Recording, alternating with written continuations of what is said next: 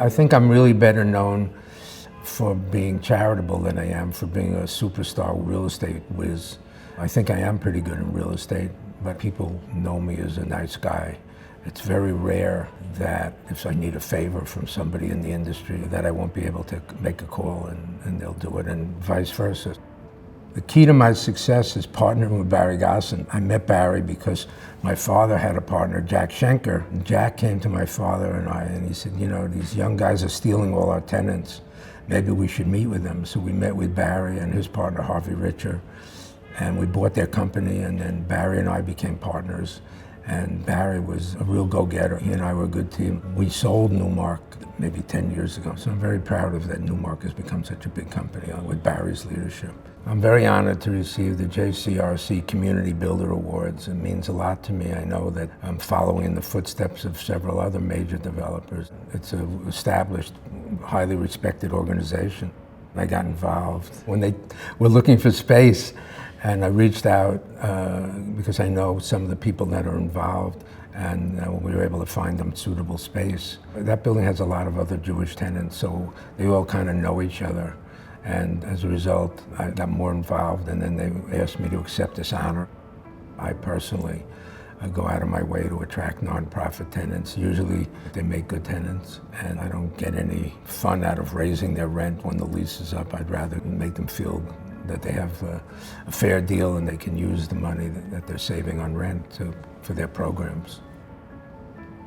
I've been to Israel several times, very proud of what they've accomplished. Here in New York, we have a large Jewish community. Obviously, it's disappointing that we're seeing anti-Semitism poke its ugly head up again. The mission of JCRC is important to myself, for sure, and hopefully the state of Israel as well. I'm on the board of the Statue of Liberty Ellis Island. If you go to Ellis Island, there's a room dedicated to HIAS, which was Hebrew Immigrant Aid Society, and one of the founders of that was my great-grandfather, Jacob Rabinowitz. So I'm very proud of that, and there's a plaque in the room. Jews who were coming here from Eastern Europe, they didn't speak the language, they didn't have any money, and the first place they would go would be to HIAS. I got involved with the I Have a Dream Foundation, and I adopted a group of kids about 70, maybe 30 years ago. Seeing a group of inner city kids from a housing project that for the most part are doing pretty good. The whole goal of that project is that when you're all said and done, that these kids will be able to lead middle-class lives, and then their kids will go to college and they'll break the cycle of poverty that they grew up in. There's not many people who can honestly say that they've changed someone's life, but I can honestly say that I have. It's really been a labor of love. President Biden appointed me to be chair of the Public Buildings Reform Board. It's a real honor. It's going to be a much more difficult task than originally I thought of because of the pandemic.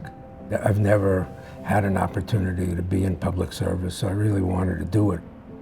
GFP Cares was a campaign we had where we asked our tenants if they would make a donation to various charities and that we would match the donation to help people that were in trouble because of the pandemic.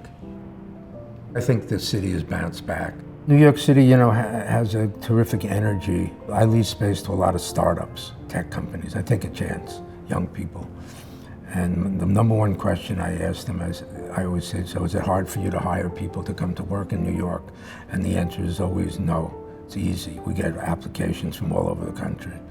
So I think as long as New York appeals to young people, we'll be fine. I'm very lucky that I've had a supportive wife and family. She never encouraged me to buy horses, but she'll go with me to the racetrack, and we have 2 farms, so I think she enjoys living on the farms. We have a good time, and we have a casino upstate that we enjoy visiting, so it's been an interesting life. I once heard someone say, you know, that the greatest thing you can do is when you do something for someone who you know can't possibly return the favor.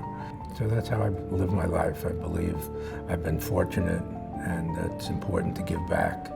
I get a lot of pleasure out of it, so I'm lucky, really.